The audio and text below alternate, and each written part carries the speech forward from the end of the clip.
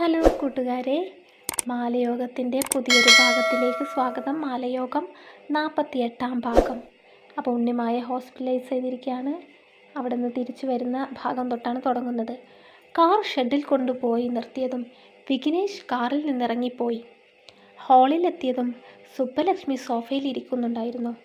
വിക്കി, ഉണ്ണിമായ എങ്കേ? ധൃതിപ്പെട്ട് തിരിഞ്ഞു നടക്കുന്നവൻ ആ ചോദ്യം കേട്ട് സ്വിച്ചിട്ടതുപോലെ നിന്ന്. ദേഷ്യം കൊണ്ട് അവൻ മുഷ്ടി ചുരുട്ടി. അപ്പോഴേക്കും വേച്ചു നടന്ന ഉണ്ണിമായ ഹാളിലെത്തിയിരുന്നു. അന്തം വിട്ട് അവളെ നോക്കുന്ന സുബ്ബലക്ഷ്മിയെയും കടിച്ചു കീറാനുള്ള ദേഷ്യത്തിൽ നിൽക്കുന്ന വിഘ്നേഷിനെയും ഒരൊറ്റ തവണ ഒന്ന് നോക്കി ഉണ്ണിമായ വീണ്ടും തല താഴ്ത്തി. എന്താ ഉണ്ടായത് മോളെ? നിങ്ങൾ ഇതെവിടുന്നാണ് വരുന്നത്? സുബ്ബലക്ഷ്മി പതിയെ നടന്നു വന്നു. ആകുലതയോടെ വരണ്ടുപോയ കൺതടങ്ങൾ നോക്കി പാറിപ്പറന്ന അവളുടെ മുടിയിൽ തലോടി. ഹോസ്പിറ്റലിൽ നിന്ന് പാതിരാത്രി ഇവിടെ തലയും കുത്തി വീണത് കണ്ടതുകൊണ്ട് ഞാൻ എടുത്തോടി. ഇവിടെ കിടന്ന് അന്നവും വെള്ളവും ഇല്ലാതെ ഇരുന്ന് പട്ടിണി കിടന്ന് ചത്താൽ ഞാൻ കൊന്നെന്ന് വരുത്തി തീർക്കാലോ. അവൻ ശോഭത്താൽ പറഞ്ഞുകൊണ്ട് അവൾക്ക് നേരെ ഉതിർക്കുന്ന വാക്കുകൾ അവളുടെ നെഞ്ച് കീറി പിടയാൻ തുടങ്ങി. അതിൻ്റെ പ്രത്യാഘാതമായി കണ്ണിൽ നിന്നും ഇഴനീർ തോരാതെ പെയ്യാൻ തുടങ്ങി. ഈ കണ്ണിൽ ഇനി കണ്ണൂരും ബാക്കിയുണ്ടോ? അത്ഭുതം! പുച്ഛം കലർന്നൊരു സ്വരത്തോടെ പറഞ്ഞുകൊണ്ട് വിഘ്നേഷ് സുബ്ബലക്ഷ്മിയുടെ നേരെ നീങ്ങി. കണ്ട വയ്യാവേലിയൊക്കെ എൻ്റെ തലയിൽ കൊണ്ടുവന്ന് ഇട്ടപ്പോൾ അമ്മയ്ക്കിപ്പോൾ സമാധാനമായില്ലോ. അവൻ അരികിലേക്ക് വരുന്നുണ്ടെന്ന് കണ്ടതും സുബ്ബലക്ഷ്മി തല കുനിച്ചിരുന്നു. വിഘ്നേഷ് അവരുടെ തോളിൽ കൈയിട്ട് താടയിൽ പൊക്കി തല ഉയർത്തി. ഇവൾ കാരണം മര്യാദക്ക് ഉറങ്ങാനും കഴിയാതെയായി. അമർഷം ഇനിയും അടങ്ങാതെ പറയുന്ന വിഘ്നേഷിനോട് അവർക്ക് നീരസം തോന്നി. ആ നിമിഷം ഭൂമി പിളർന്ന് താഴെ പോയെങ്കിലും ഈ പ്രാണൻ അങ്ങ് വിട്ടുപോയെങ്കിലെന്ന് പ്രാർത്ഥിച്ചു പോയി ഉണ്ണിമായ. താൻ കാരണം ഒരിക്കലും പ്രയാസത്തിലാകരുത് എന്ന് കരുതിയ ആൾ തന്നെ താൻ കാരണം ഉറക്കം നഷ്ടപ്പെട്ടു എന്ന് കേൾക്കേണ്ടി വരുമെന്ന് അവൾ ഒരിക്കലും കരുതിയില്ല. ഭിത്തിയിൽ തലചായ്ച്ചു അവൾ ആ നിൽപ്പ് നിന്നു. ശിവാംഗിയായിരുന്നെങ്കിൽ ഇങ്ങനെ ഒന്നും എൻ്റെ മകന് കഷ്ടപ്പെടേണ്ടി വരില്ലായിരുന്നു അല്ലേ? പൊരുളറിയാത്ത ആ ചോദ്യം മനസ്സിലാവാതെ അവൻ മീച്ചു നിന്നു. 5 വർഷത്തോളം സ്നേഹിച്ച് നടന്നിട്ട് നിന്നേക്കാൾ വലിയൊരു ലോകമുണ്ടെന്നറിഞ്ഞതും നിഷ്കരുണം നിന്നെ കളഞ്ഞിട്ട് പോയ അവൾ കൂടെ ഉണ്ടായിരുന്നെങ്കിൽ എൻ്റെ മോന് സന്തോഷമായി ജീവിക്കാമായിരുന്നു അല്ലേ? ഞാൻ ഈ പൂജാമുറിയിൽ ഇരുന്ന് പ്രാർത്ഥിക്കുന്ന ദൈവങ്ങൾ കണ്ണു തുറന്നത് കൊണ്ട് മാത്രമാ വിവാഹത്തിന് മുമ്പേ അവളുടെ തനിക്കുണം നിനക്ക് കാണാൻ കഴിഞ്ഞത്. ഇല്ലെങ്കിൽ അവളുടെ ആ ഒളിച്ചോട്ടം കെട്ടും കഴിഞ്ഞു കൊച്ചു ആയതിനു ശേഷം ആയിപ്പോയേനെ. ഉച്ചത്തിൽ ശബ്ദിച്ചതും നെഞ്ചിൽ വേദന വന്ന ഭാഗത്ത് തടവി സുബ്ബലക്ഷ്മി ശ്രമപ്പെട്ട് സോഫയിൽ ചെന്നിരുന്നു. സുബ്ബലക്ഷ്മിയുടെ ഓരോ വാക്കുകൾ അക്ഷരാർത്ഥത്തിൽ അവനെ നിശ്ചലനാക്കി. ഒരുപാട് ചിന്തകൾ അവനെ വന്നു മൂടി. ശിവാംഗി. മനസ്സിൻ്റെ ഇരുട്ടറയിൽ കുഴികുത്തി മൂടി മണ്ണിട്ട പേര് ഇന്ന് അമ്മയുടെ നാവിൽ നിന്നും കേട്ട നിമിഷം തൊട്ട് ഹൃദയം പൊള്ളുന്നു.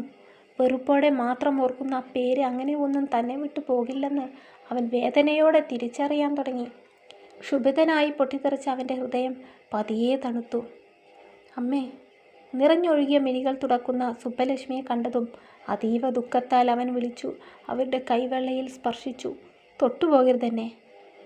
സുബ്ബലക്ഷ്മി ശക്തിയോടെ അവൻ്റെ കൈ തട്ടി മാറ്റി. ഇങ്ക പാര്, നീ താലി കെട്ടിയ പൊണ്ണുതാവൾ. കല്യാണം കഴിഞ്ഞിട്ട് ഇത്രയും നാളായില്ലേ? ഇന്ന് വരെ നീ അവളുടെ കൂടെ ഒന്ന് ഇരുന്ന് ഭക്ഷണം കഴിച്ചിട്ടുണ്ടോ? അവളുടെ കാര്യങ്ങൾ നോക്കിയിട്ടുണ്ടോ? എന്നിട്ട് അവൻ്റെ ഒരു കവലപ്രസംഗം.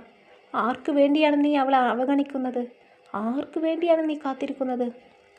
ബുദ്ധിയും വിവേകവും ലോകപരിചയവും വേണ്ടുവോളം ഉള്ളവനല്ലേ നീ? ചിന്തിക്കേ. അപ്പോൾ ഉണക്ക് പുരയും നീ പണ്ണ മുട്ടാളനങ്ങൾ. സോഫയിൽ നിന്ന് എഴുന്നേറ്റ് അവർ ഉണ്ണിമായ കരികിൽ വന്നു നിന്നു. മോൾ അടുക്കളയിൽ ചെന്ന് ആ പെണ്ണിനോട് എന്തെങ്കിലും കഴിക്കാൻ എടുത്ത് തരാൻ പറ. എന്നിട്ട് മരുന്ന് കുടിച്ച് കുറച്ച് നേരം വിശ്രമിച്ചോ. സമയത്തിന് ആഹാരം കഴിക്കണം. ശരീരവും സൗന്ദര്യവും നോക്കണം. ചെറുപ്പമാണ്. എന്തെങ്കിലും അസുഖം വരുത്തി വെച്ചാൽ ജീവിതകാലം മുഴുവൻ കൂടെ പിടിമുറുക്കും. അമ്മ പറയുന്നത് അനുസരിച്ചില്ലെങ്കിൽ അടുത്ത വഴക്ക് നിനക്കായിരിക്കും. അതുവരെ ഒരമ്മയുടെ വാത്സല്യത്തോടെയും കരുതലോടെയും പറഞ്ഞവർ അവസാനം പറഞ്ഞത് ദേഷ്യത്തിൻ്റെ അകമ്പടിയോടെയുള്ള താക്കീതായിരുന്നു. മുറിയിൽ കയറിയതും വിഘ്നേഷ് വാതിൽ കുറ്റിയിട്ടു ജനലിനരികിൽ ചെന്നു നിന്നു. തൻ്റെ ആരുമല്ലാത്ത ആ പെൺകുട്ടിയുടെ ആരോഗ്യത്തെക്കുറിച്ച് ഓർത്ത് തനിക്ക് എന്തിനിത്ര ക്ലേശം, എന്തിനിത്ര മനോവേദന? വിഘ്നേഷിന് അവനെ തന്നെ തിരിച്ചറിയാൻ കഴിയാതെ മനസ്സ് അങ്കലാപ്പിലായി. അവൻ വലം കൈയാൽ ജനലരികിൽ കൈവച്ചു അതിൽ മുഖം പൂഴ്ത്തി. താനും ശിവാംഗിയും ഒരുപോലെ ഇഷ്ടപ്പെട്ടു വാങ്ങിയ വസ്ത്രങ്ങൾ ഉണ്ണിമായ്ക്ക് ധരിക്കാൻ അർഹതയുണ്ടെന്ന് പറയാൻ തനിക്ക് എങ്ങനെ തോന്നിയെന്നവൻ ആശ്ചര്യത്തോടെ ഓർത്തു. കാണുന്നവർക്കും കേൾക്കുന്നവർക്കും ഇനിയുള്ള കാലം ഉണ്ണിമായ്ക്കൊപ്പം ജീവിക്കൂ എന്ന ഒരേ ഉപദേശം മാത്രമേ ഉള്ളൂ എന്നോർക്കെ അവന് വീണ്ടും ദേഷ്യം തോന്നി. എല്ലാവർക്കും എല്ലാം മറന്നിരിക്കുന്നു, തനിക്ക് മാത്രം ഒന്നും മറക്കാൻ കഴിയാതെ പോകുന്നത് എന്തുകൊണ്ടെന്നോർത്ത് അവൻ ബെഡിൽ മലർന്നു കിടന്നു. സാർ, ഉണ്ണിമായുടെ ശബ്ദമാണെന്ന് കേട്ടതും അവൻ എഴുന്നേറ്റിരുന്നു. എന്നെ എന്ത് വേണമെങ്കിലും പറഞ്ഞോളൂ. എനിക്ക് വേണ്ടി അമ്മയെ വഴക്ക് പറയരുത്, അതെനിക്ക് ഇഷ്ടമില്ല. ഇത് അവിടെ വെച്ച് പറയാതിരുന്നത് അമ്മ നിൽക്കുന്നുണ്ടെന്നോർത്താ. ഇനിയും അവളെ വഴക്ക് പറഞ്ഞ് തകർത്തില്ല എന്ന് മുൻപേ തീരുമാനിച്ചത് കൊണ്ട് തന്നെ അവൻ ഉണ്ണിമായ പറയുന്നത് ക്ഷമയോടെ കേട്ടിരുന്നു. ഇപ്പോൾ എന്നോട് തോന്നിയ ഈ ദേഷ്യം, അത് ഇനിയും ഉയരും മുമ്പ് എന്നെ ഇവിടെ നിന്ന് പറഞ്ഞു വിട്ടോളൂ. വിവാഹമോചനത്തിനല്ലേ 6 മാസത്തെ കാലതാമസം. ഇവിടെ നിന്ന് ഇറക്കി വിടാൻ അങ്ങനെ ഒരു പീരീഡ് ഇല്ലല്ലോ. അവളുടെ ആ ഭാഷയിൽ പരിഹാസം കലർന്നിരുന്നുവോ എന്നവൻ ശങ്കയോടെ ഓർത്തു. സാർ നോക്കണ്ട, ഞാൻ കളിയാക്കിയതല്ല, എനിക്ക് മടുത്തു ഈ നാടകം. ഇടറുന്ന സ്വരം കരച്ചിലിൻ്റെ വക്കോളം എത്തിയതും ഉണ്ണിമായ വേഗം മുറി വിട്ടിറങ്ങി. ഉണ്ണിമായേക്കാൾ ഏറെ ഇവിടെ കിടന്ന് ശ്വാസം മുട്ടുന്നതേ ഞാനാണ്. നിന്നെ സ്വീകരിക്കാൻ പറഞ്ഞുള്ള ഉപദേശങ്ങൾ കേട്ടെൻ്റെ മനസ്സ് മടുത്തു. സ്വൈര്യമായി ഒരു ദിവസമെങ്കിലും ഉറങ്ങാൻ പറ്റുമോ എന്ന് ഞാൻ നോക്കട്ടെ. വലിയ ബ്ലാക്ക് ബാഗ് തോളിൽ തൂക്കി വിഘ്നേഷ് പുറപ്പെട്ടു. അവൻ്റെ സാമീപ്യം ഇല്ലാത്തൊരു അന്തരീക്ഷത്തിൽ ജീവിക്കാൻ അവൾ അതിയായി ആഗ്രഹിച്ചത് കൊണ്ട് തന്നെ അവനോട് മറുത്തൊന്നും പറയാതെയും തിരക്കാതെയും സാരിത്തുമ്പിൽ പിടിച്ചു വലിച്ചു അവൾ ഭിത്തിയിൽ ചാരി നിന്നു. ഇതെന്നാ ഇപ്പോൾ ഒരു ബിസിനസ് ട്രിപ്പ്? എന്താ അമ്മ, ഞാൻ ആദ്യമായിട്ടാണോ ഇതുപോലെ പോകുന്നത്? ഇതുപോലെ ഓരോ ചോദ്യങ്ങൾ. നീ പോകുമ്പോൾ ഉണ്ണിമായ ഇവിടെ തനിച്ചാകില്ലേ? അവൾ തനിച്ചല്ലല്ലോ, അമ്മയും ഇല്ലേ? എന്നാലും അങ്ങനെ അല്ലല്ലോ. എന്നാൽ അങ്ങനെയാണ് ഇപ്പോൾ. താഴെ അമ്മയും മകനും തമ്മിലുള്ള വാഗ്വാദങ്ങൾ ഉണ്ണിമായ മുകളിലെ ഹാളിൽ നിന്ന് കേൾക്കുന്നുണ്ടായിരുന്നു. എത്തിയിട്ട് വിളിക്കാമെന്ന് പറഞ്ഞ് അവൻ ബാഗ് കാറിൻ്റെ ഡിക്കിയിൽ കയറ്റി വെച്ചു. ഡ്രൈവിംഗ് സീറ്റിലേക്ക് കയറിയിരിക്കുമ്പോൾ ഉണ്ണിമായ അവൻ്റെ യാത്ര കാണാൻ വാതിലിൻ്റെ അരികിൽ വന്ന് നിൽക്കുന്നുണ്ടോ എന്നവൻ ഇടം കണ്ണിട്ട് നോക്കുന്നുണ്ടായിരുന്നു. സുബ്ബലക്ഷ്മിയുടെ ഉള്ളിലും അങ്ങനെ ഒരു ശങ്ക ഉള്ളതുകൊണ്ട് തന്നെ അവരും ഇടയ്ക്കിടെ പിറകിലേക്ക് തിരിഞ്ഞു നോക്കുന്നുണ്ടായിരുന്നു. പക്ഷേ ഉണ്ണിമായ വന്നില്ല. കാർ ഷെഡിൽ നിന്നും പിറകിലേക്കെടുത്തപ്പോൾ വെറുതെ ഒന്ന് മുകളിലെ ഹാളിലെ വലിയ ജനാലയിലേക്കൊന്ന് നോക്കിയതും അവൻ ഞെട്ടിപ്പോയി. വലം കൈ കൊണ്ട് അഴിയിൽ പിടിച്ചു നിന്ന് താഴേക്ക് നോക്കുന്ന ഉണ്ണിമായ. വിഘ്നേഷ് തന്നെ കണ്ടെന്നറിഞ്ഞതും ഒരു വേള അവൾ തലമാറ്റി മറുവശത്തെ ഭിത്തിയിൽ ചാഞ്ഞു നിന്നിരുന്നു. അവിടെ നിന്നിറങ്ങി പോകുമ്പോൾ തിരിച്ചു വീട്ടിലേക്ക് തന്നെ പോയാലോ എന്നവൻ പലതവണ ആലോചിച്ചു. പക്ഷേ ഈ യാത്ര അങ്ങനെ ലക്ഷ്യമില്ലാത്തതല്ലായിരുന്നു. മനസ്സിൻ്റെ അനുവാദമില്ലാതെ കയറി ഒളിക്കുന്ന പ്രണയം, ഉണ്ണിമായോട് തനിക്ക് തോന്നിയ പ്രണയം, തനിക്ക് വരുതിയിൽ വരാത്ത ഇപ്പോഴുള്ള തൻ്റെ സ്വഭാവം, എല്ലാത്തിനും പരിഹാരം വേണം. അതിനു വേണ്ടിയാണ് ഈ ഒളിച്ചോട്ടം. ഏറെ ദൂരം സഞ്ചരിച്ചതും അന്തരീക്ഷം തണുത്ത മലഞ്ചെരിവിലൂടെ കാർ മുന്നോട്ട് പോയി. വാടിയിൽ പൂക്കൾ നിറഞ്ഞ ഒരു ഇരുനില കെട്ടിടത്തിൽ പണിത വീടിൻ്റെ മുമ്പിലാണ് വിഘ്നേഷിൻ്റെ ആ യാത്ര അവസാനിച്ചത്. അവൻ ഇറങ്ങി വരുന്നത് കണ്ടതും ഉമ്മറത്ത് കാലും നീട്ടിയിരുന്ന ഒരു വൃദ്ധൻ എഴുന്നേറ്റ് ആ മരത്തൂണിൽ പിടിച്ചു നിന്നു. ടോണി. കാറിൽ നിന്ന് ഇറങ്ങി വന്നു അവൻ തിരക്കിയതും കുറച്ചപ്പുറത്ത് നിന്നായി ഒരു ചെറിയ പട്ടിക്കുട്ടിയുടെ കുര കേട്ട് രണ്ടുപേരും ഒരുപോലെ തിരഞ്ഞു നോക്കി. ട്രൗസറും ടീഷർട്ടും മുകളിലൊരു ഓവർകോട്ടും തലയിൽ തൊപ്പിയും വെച്ച് ആരോഗ്യദൃഢനായ ഒരു ചെറുപ്പക്കാരൻ വീടിൻ്റെ മറുവശത്തൂടെ നടന്നു വന്നു. ചെറുപ്പക്കാരൻ്റെ ഒപ്പം നടന്നു വരുന്ന വെളുത്ത രോമകുമ്പാരമുള്ള പട്ടിക്കുട്ടിയുടെ ശബ്ദമാണ് നേരത്തെ അവർ കേട്ടത്. ആ വളർത്തുമൃഗം വിഘ്നേഷിനെ കണ്ടതും നിർത്താതെ കുരക്കാൻ തുടങ്ങി. വിഘ്നേഷ് സ്തംഭിച്ചങ്ങനെ നോക്കി നിന്നു. വിൽസൺ, ചെറുപ്പക്കാരൻ താക്കീതോടെ വിളിച്ചതും പട്ടി കുരക്കൽ സ്വിച്ചിട്ട പോലെ നിർത്തി ഒരു മൂലയിൽ പോയി കിടന്നു. ആളെ കയ്യിൽ കിട്ടിയിട്ട് അധികമായിട്ടില്ല, അതിൻ്റെ ഒരു പ്രശ്നങ്ങളുണ്ട്. മറുവശത്ത് കിടക്കുന്ന പട്ടിക്കുട്ടിയെ അറപ്പോടെ വീക്ഷിക്കുന്ന വിഘ്നേഷിൻ്റെ അരികിലേക്ക് ചെറുപ്പക്കാരൻ വന്നു. വിഘ്നേഷിന് മൃഗങ്ങളോട് പേടിയാണ്, പ്രത്യേകിച്ച് മനുഷ്യരോട് ഇങ്ങനെ ഇടപഴകി ജീവിക്കുന്ന വളർത്തുമൃഗങ്ങളോട് തീരെ താല്പര്യമില്ല.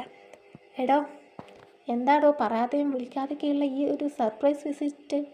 Were is your most stunning life partner സമുദ്ര ശിവാംഗി? ചോദിക്കുന്നതോടൊപ്പം അവൻ കാറിലേക്ക് എത്തി നോക്കുകയും ചെയ്തു. വന്നിട്ടില്ല.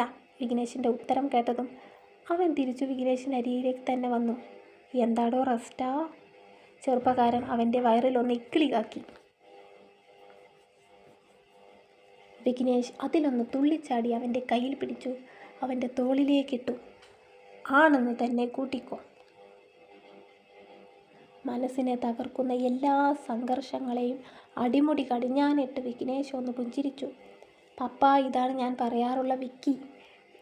വിഘ്നേഷ്, കോളേജിൽ ഞങ്ങൾ ഒരുമിച്ചായിരുന്നു. കുറേ നേരം തൂണിൽ ചാരി നിന്ന ആ മനുഷ്യൻ കസേരയിൽ തന്നെ ചെന്നിരുന്നു. ഇപ്പോൾ അരികിലൊരു മധ്യവയസ്കയായ സ്ത്രീയുമുണ്ട്. അവർ ചെറുപ്പക്കാരൻ പറയുന്നത് കേട്ടൊന്ന് പുഞ്ചിരിച്ചു. മമ്മ, കഴിക്കാനെടുക്ക്, വാ നമുക്കൊന്ന് ഫ്രഷ് ആവാം. വിഘ്നേഷിൻ്റെ ബാഗും കയ്യിലെടുത്തു അയാൾ ഗോവണി കയറിപ്പോയപ്പോൾ വിഘ്നേഷും കൂടെ കയറി. എടാ, അന്ന് നിൻ്റെ കെട്ടിന് വരാൻ സാധിച്ചില്ല. ടിനും മോളെയും കൊണ്ട് പെട്ടെന്ന് ഹോസ്പിറ്റലിൽ പോകേണ്ടി വന്നു. ഇക്കാര്യമൊക്കെ പറയാൻ വേണ്ടി ഞാൻ നിന്നെ വിളിച്ചു, പക്ഷെ നീ ഫോൺ എടുത്തില്ല. അവൻ പറയുന്നതൊക്കെ കേൾക്കുന്നുണ്ടെങ്കിലും വിഘ്നേഷ് തല കുനിച്ചങ്ങനെ നിന്നു.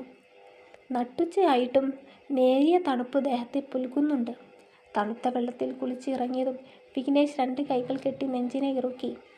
എന്തുവാടേ ഇത്, കൊച്ചു പിള്ളേരെ പോലെ? സഹിക്കാൻ പറ്റുന്നില്ലെങ്കിലേ ഇത് പിടി.